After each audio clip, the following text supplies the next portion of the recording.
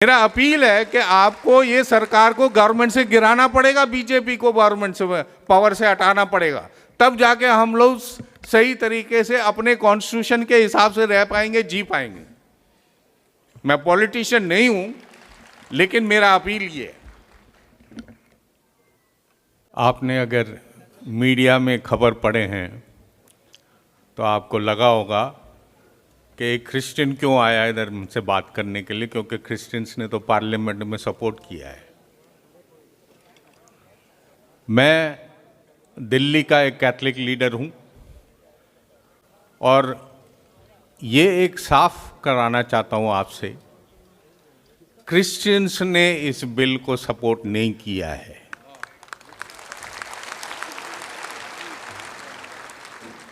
जिनकी खबर आपने सुनी है वो कैथलिक बिशप्स हैं, और कैथलिक बिशप्स एक छोटा डिनोमिनेशन है पूरे क्रिश्चियन कम्युनिटी का। और चर्च और कैथलिक चर्च को अगर देखा जाओगे, बिशप्स उसमें सिर्फ 2% है। 98% कैथलिक लेटी है जो इस बिल के खिलाफ है। मैं उस 98% को रिप्रेजेंट करता हूं।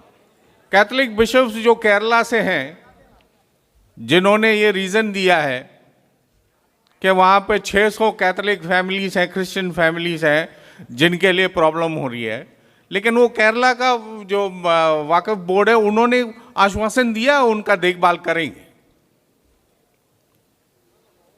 और मजेदार की बात है, अभी 3-4 दिन पहले किरण रिजिजू साहब गए केरला में, बिशप्स के साथ मीटिंग किया और उस मीटिंग में ये भी कह के आया, ये जो बिल पास हुआ पार्लियामेंट वो आपको कुछ मदद नहीं करेगा, आपको कोर्ट जाना पड़ेगा आपके जमीन को वापस लेने के लिए।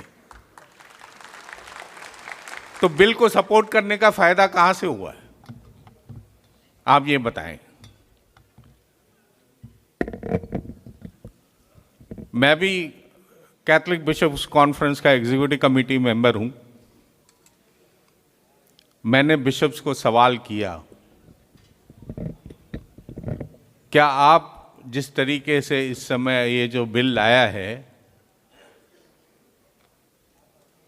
उस तरह आप भी अपने सीबीसीआई के स्टैंडिंग कमेटी में नॉन कैथलिक्स को मेंबर बना लोगे? और इस समय आप सब जानते हो कैथलिक चर्च के अंदर विमेन को कुछ नहीं मिलता है। क्रिश्चियन नन्स भी तो हैं, वो प्रीस्ट नहीं बन सकते, वो बिशप नहीं बन सकते। क्या उनको आप अपने के स्टैंडिंग कमेटी में मेंबर बना लोगे जिस तरीके से ये गवर्नमेंट बता रही है? क्या सीबीसीआई स्टैंडिंग कमेटी में नॉन कैथलिक्स का मेंबरशिप मिल सकता है? जिस तरीके से गवर्नमेंट ने अभी प्रपोज किया है, 4 नॉन मुस्लिम्स को मेंबर बनाए, 2 लेडीज को बनाए, तो कैथलिक बिशप साहब जिनको मैंने सवाल किया वो चुप बैठ गए, क्योंकि ऐसा हो नहीं सकता।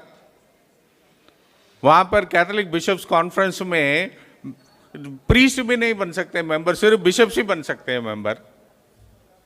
तो फिर आप नॉन कैथलिक्स को कैसे बना लेंगे मेंबर?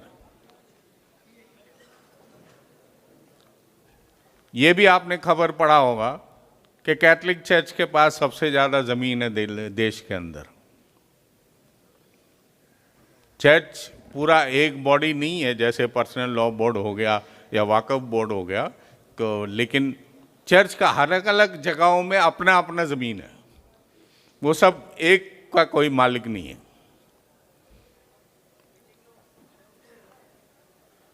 मैं इस मामले में एक और चीज, जैसे अभी प्रोफेसर साहब बता रहे थे,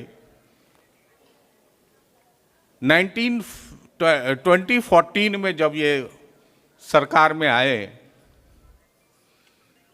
उस समय से क्रिश्चियंस के खिलाफ वायलेंस हो रहा है हमारे देश में।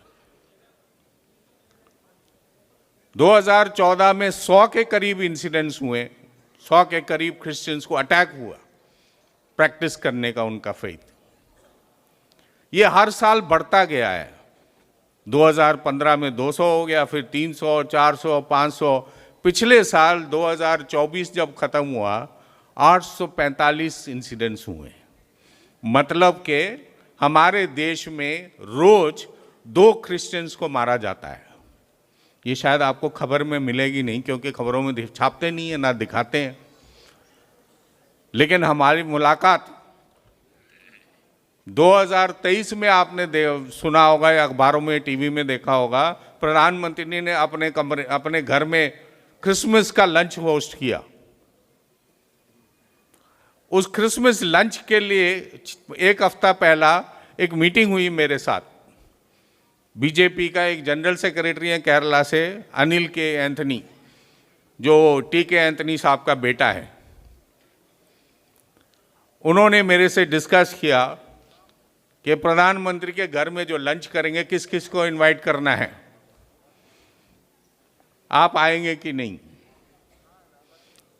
मैंने कहा साहब आप जिसको मर्जी इनवाइट करिए, प्रधानमंत्री हैं, लोग आ जाएंगे खुशी से। लेकिन अगर आप मुझे इनवाइट करेंगे, सबसे पहला मैं ये सवाल करूंगा, प्रधानमंत्री क्यों चुप है क्रिश्चियंस के खिलाफ? जितने वायलेंस हो रहा है माइनॉरिटीज के खिलाफ जो होता है, उसके बारे में बात क्यों नहीं कर रहे हैं? क्यों क्रिसमस मना के क्या करेंगे? जब रोज 2 क्रिश्चियंस को मारा जाता है हमारे देश में, सबसे ज्यादा उत्तर प्रदेश, फिर छत्तीसगढ़। तो मतलब ये कहना कि ये जो सरकार आपने हम दिए हैं, चुन के लाए हैं, आपको देखना पड़ेगा अगली बार जब वोट डालने जाओगे, ना दें इस सरकार को वोट। मेरा appeal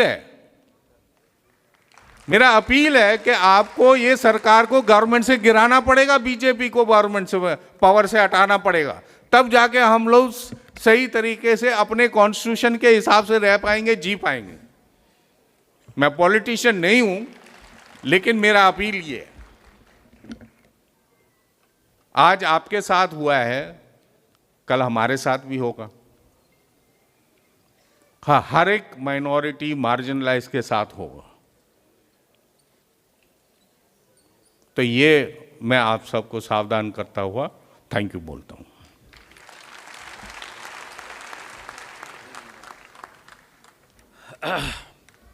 thank you very much AC Michael साहब।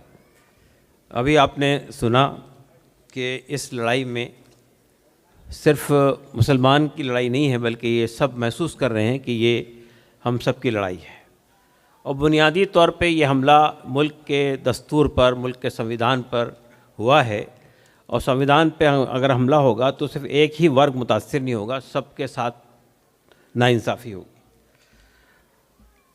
बहरहाल हमारे दरमियान जो है कई अहम शख्सियतें मौजूद हैं, और ख़ुद हमारी बहनों के अंदर भी all India Muslim personal law board और मुख्तलिफ़ तंजीमों से वाबस्ता ख़वातीन बैठी हुई हैं। हम कोशिश करेंगे कि उनकी आवाज़ भी आप तक पहुँचे।